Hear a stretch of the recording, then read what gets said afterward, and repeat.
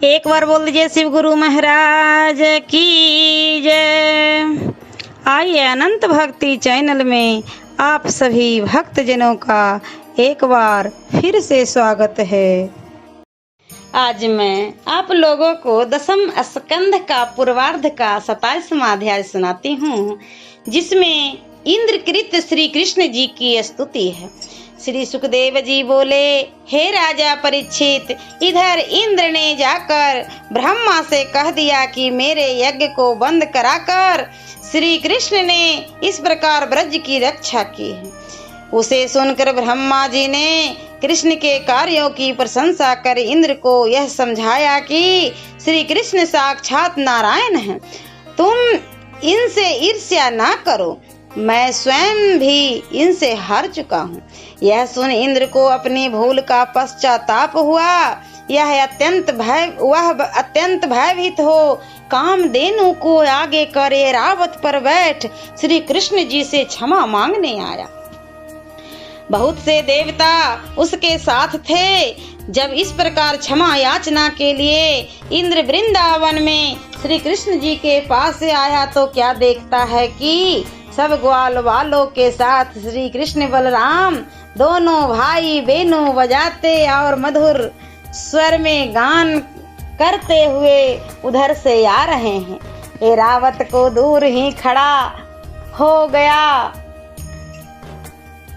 और पुनः ऐरावत से उतरकर नंगे पैर गले में वस्त्र डाले थर थर कांपता हुआ दौड़कर श्री कृष्ण जी के चरणों पर जा गिरा और अनेक प्रकार के पश्चाताप करता हुआ रो रो कर यह कहने लगा कि हे ब्रजनाथ, मुझ पर दया कीजिए। हे प्रभु, आप शुद्ध रूप स्वरूप और सत्य गुणी हैं। आप में किंचित भी रज और तम का आभास नहीं है। आप संसार से परे और ईश्वर हैं। आप में किंचित भी देहाभास नहीं है। आपको लोभ और काम से कोई प्रयोजन नहीं है। आप केवल धर्म की रक्षा करने वाले और दुष्टों को दंड देने वाले हैं। आप ही जगत के पिता, गुरु और ईश्वर हैं। आप अविनाशी होते हुए भी जीवों के कल्याणार्थ दंड को धारण किए काल रूप और आप ही ईश्वर हैं। हे प्रभु, आप अपनी इच्छा से ही लीला शरीर धारण करते हैं, जिसमें सबका मान हत हो जाता है। यद्यपि आपको इसकी कुछ आवश्यकता नहीं है, तथापि लोकेशनावश जीव स्वयं ही नाश को प्राप्त होते हैं। हे प्रभु, यह मेरा अज्ञान था कि मैं अब तक आपने को ईश्वर मान बैठा था, परंतु अब मैंने अपने उस ईश्वर तत्व अभिमान को त्याग दिया है। हे प्रभु, अब मैं अभिमान त्याग सत्पुरुषों के समान आपकी भक्ति को धारण करता हूँ, क्योंकि अब मैं जान गया कि आपकी सहज चेष्टा ही दुष्टों को दंड रूप है।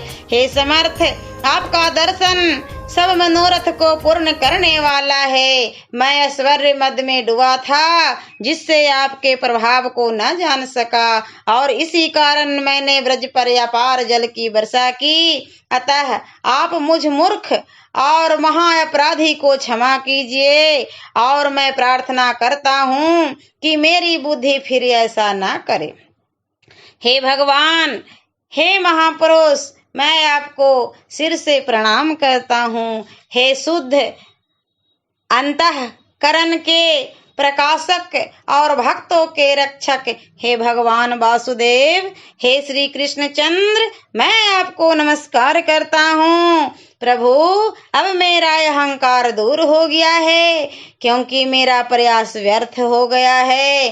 क्यों न हो, आप तो सभी के ईश्वर हैं, अतः मैं आपकी शरण हूँ। हे परीक्षित, जब इस प्रकार इंद्र ने श्री कृष्ण से स्तुति की, तब भगवान श्री कृष्ण चंद्र हंसकर मेघ के समान गंभीर वाणी से बोले, हे इंद्र, मैंने तुम्हारे कल्याण के लिए ही तुम्हारा यज्ञ विध्वंस किया है, क्योंकि तुम देवताओं को राज पाकर मेरी ओर से अचेत हो गए थे।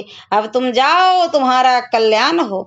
धन मद बड़ा पाप है, जाओ अहंकार रहित अपना कर्तव्य पालन करो। जब इंद्र को ऐसी चेतावनी देकर श्री कृष्ण जी चुप हो गए, तब उदार चित्त सुरभि ने अपनी संतानों के साथ वहां उपस्थित होकर श्री कृष्ण जी को प्रणाम कर उनकी स्तुति की, तथा ऐरावत ने भी अपने शुंड से आकाश गंगा का जल भरकर भगवान पर चढ़ाया और देवर्षियों सहित इंद्र ने श्री कृष्ण जी का गोविंद नाम रखकर उन्हें उस पद का अभिषिक्त किया। गंधर्वों, सिद्धों और चारणों ने भगवान का गुणगान किया और देवांगनाओं ने नृत्य किया। आकाश से पुष्पों की वर्षा हुई और तीनों लोकों में आनंद छा गया। नदियों ने अनेक प्रकार से रस बहाया, वृक्षों की मद की धारा बहाई तथा खेतों में बिना जोते ही अन्न उपजने लगा। पर्वत की गुफाओं ने मनियों की ढेर निकाली और क्रूर स्वभाव वाले जीव हिंसकों ने परस्पर वैर भाव का त्याग दिया। यह श्री कृष्ण चंद्र के गोविंद नामाभिषेक का समय था। फिर देवताओं को साथ ले इंद्र अपने स्वर्ग को चले गए।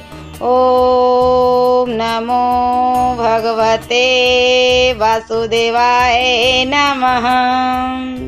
और दसम स्कंध का पूर्वार्ध का 28वां अध्याय मैं अगले वीडियो में सुनाती हूँ।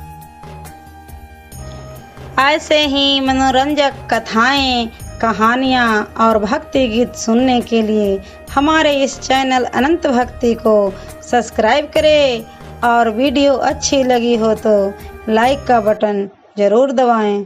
धन्यवाद।